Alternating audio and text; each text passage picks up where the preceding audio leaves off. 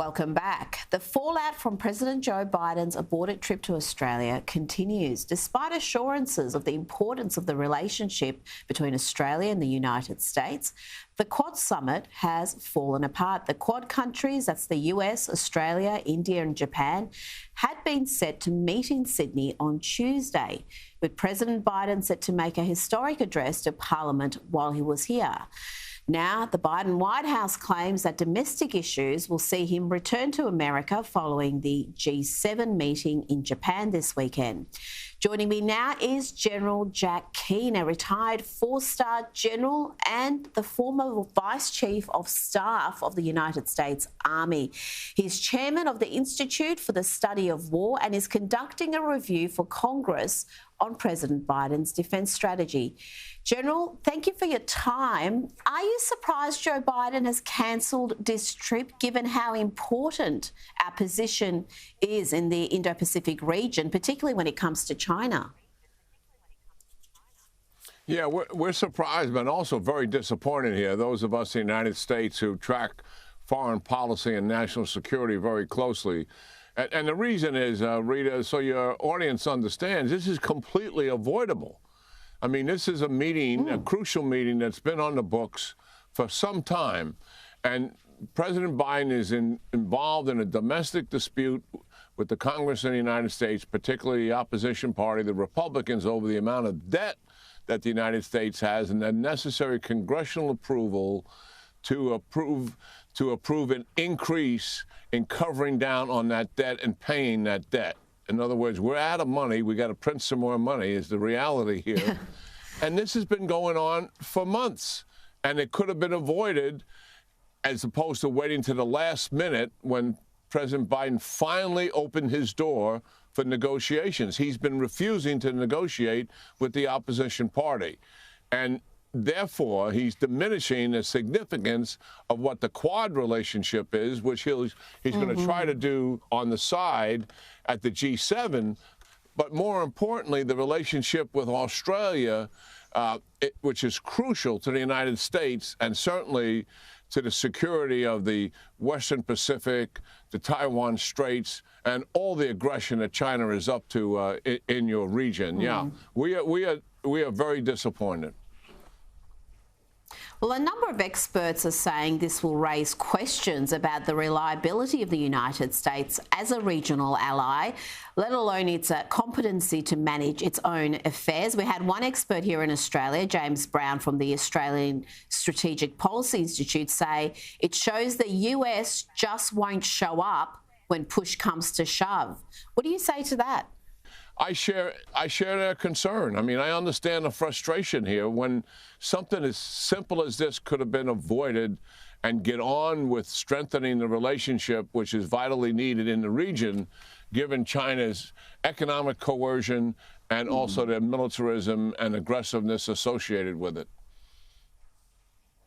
Well, China does seem to be winning here, and I think it again shows America's growing weakness. We had the shambolic withdrawal of Afghanistan. We saw an emboldened Russia invade Ukraine. We're seeing Iran and the Saudis breaking bread. That surprised many. Why would China be worried about America in the current climate?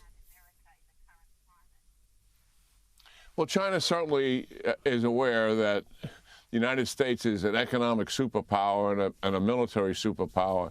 I think the thing that has concerned China with the Biden administration, we are behind in our military deterrence, and we're desperately trying to catch up because of the 9/11 wars that lasted for 20 years. And we believe here at the Institute for the Study of War that the Biden administration should be moving faster to close this gap. But the strength of the Biden administration's China strategy is the strengthening of the relationship with allies and partners in the region. Center stage to that is the Quad relationship, as you mentioned, the countries there. He's had meetings with these countries in the past. President Trump reinitiated the relationship, but this is the first meetings. Biden, as the president, has done that. The second thing is AUKUS, where the United States came forward with the Brits to work with Australia to develop nuclear power submarines. China has seen this. and has noticed it, and they have concerns about it. Plus, Japan is doubling their defense budget and conducting exercises in the region. South Korea is doing much the same. So there's some progress made in strengthening the coalition of countries in the region that are concerned about China's aggression.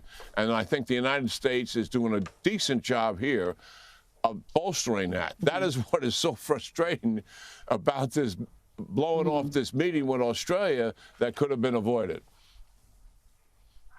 Well, you mentioned China's use of economic coercion, and that's going to be a target at the G7.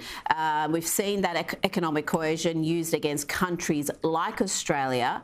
But will the G7 making a statement really make a difference to China? Are we going to see any meaningful change to the way they behave?